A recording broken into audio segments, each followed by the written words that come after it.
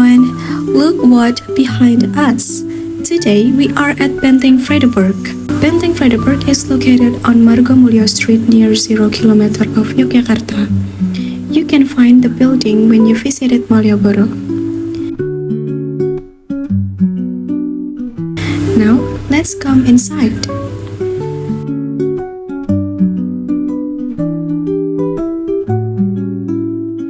When you enter the museum, you will see two buildings with the same structure on the right and left side. This building called the North and West Plank Building. This photo shows the original shape of the building. The design is very European, especially with Renaissance Greek ornaments all over it. You can see that the roof is pointed, reflecting the European style. The reason why the roof is pointed is to reduce the weight of snow during winter.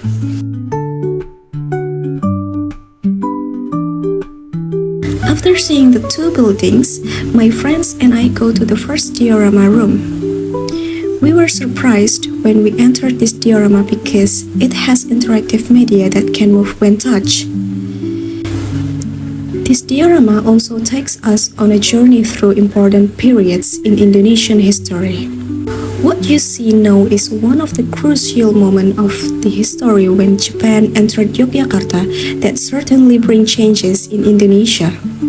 It shows that there is a cross-cultural relationship between the countries. Look at the minifigures. Indonesian and Western people look different because they grow up on different cultures. The style, skin tone, and even clothes are following their own cultural backgrounds that fits with the second proposition, where it shows people identities are shaped by where they come from. We found another large building next to the first diorama.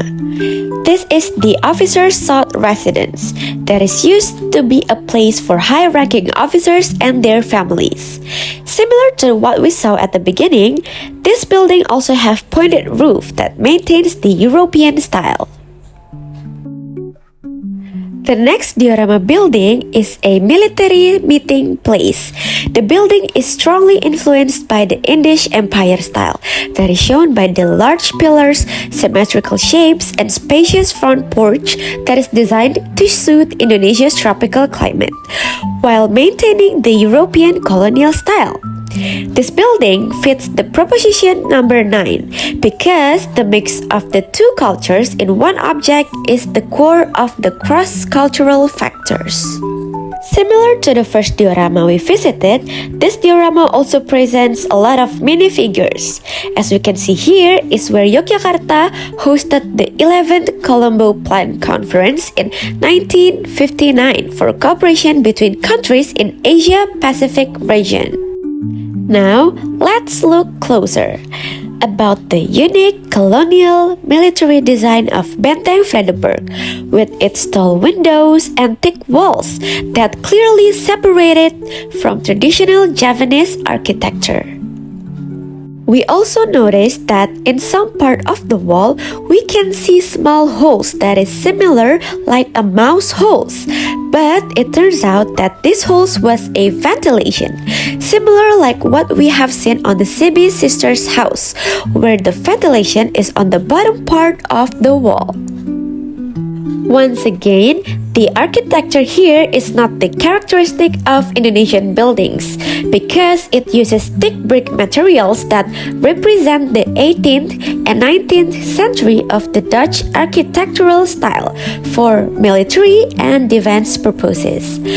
This fits proposition number 2 because the building structure physically shows how the dominant colonial power structure, which is the Dutch, marked the site, contrasting sharply with the local Javanese perspective. We also found a unique building. It is cone-shaped, similar to tumpeng. When we asked the security there, he said that in the past, this building is used as a weapon stores or ammunition depots. The shape was built like this because it is nice for protecting the weapon from bomb explosion. Moving on to the next diorama, we can see there are various collections of historical objects.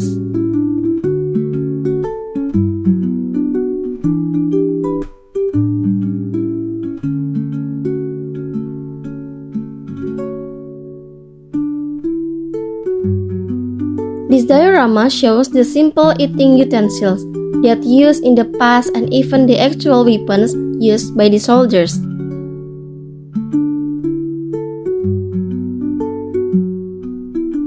Oh, we also found a super large spoon. This is not an ordinary spoon, but more of like a giant rice scoop used by the chefs from the Dutch Army mess kitchen, which was designed to prepare large quantities of food for dozens or even hundreds of soldiers. There are hats, uniform, and many other.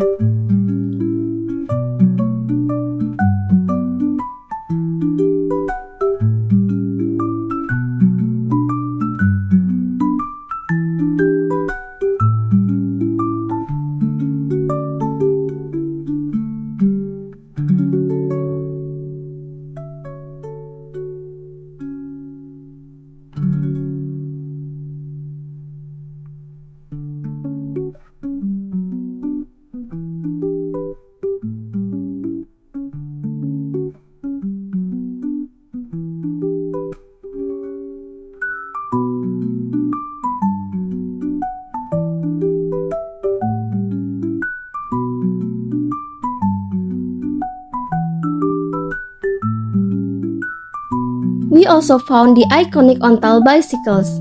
At that time, bicycles is also a symbol of mobility and often used by couriers to secretly spread information and strategies they will use. Here we can also see the minifigures again of the emblems of the Dutch Army convoy.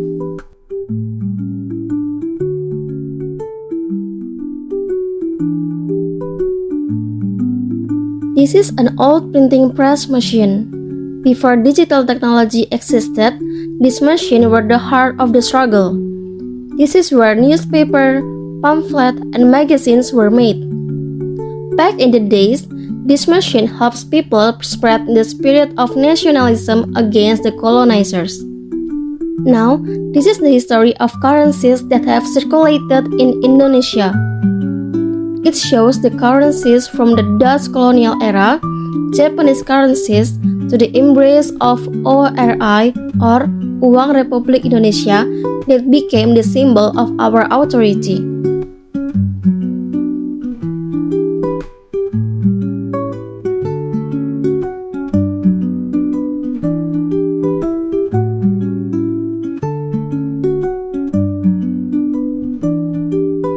In this diorama, we also found an old film projector that is used to show Dutch film propaganda. After independence, this device also used to record news. Speaking of symbols, the EA symbol fully reflects Japanese culture such as Garuda that symbolizes strength and the shield that symbolizes protection. All of the symbols and objects in this diorama fits with Proposition 6, that every object holds a complex history.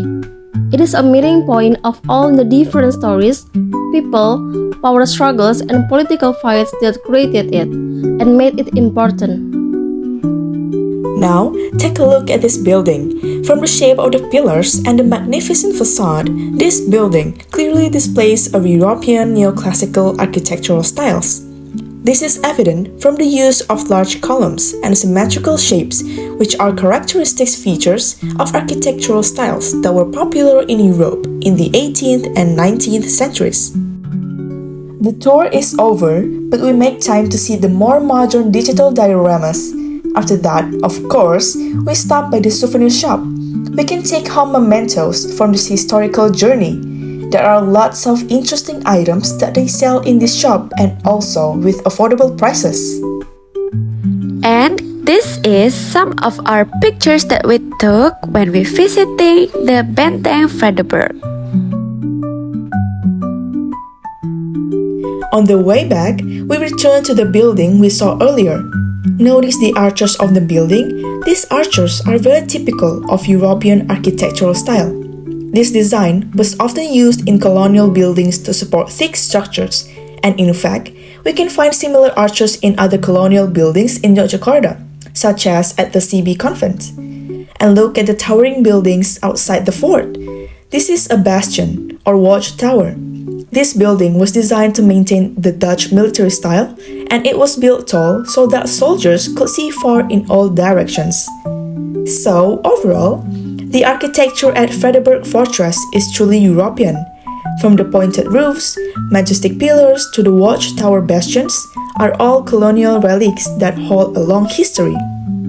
These buildings were not only created for defense, but they were also symbols of power, showing how the colonial government wanted control over the palace and the city. And today, the meaning is very different. What once showed dominance has now become a place of learning.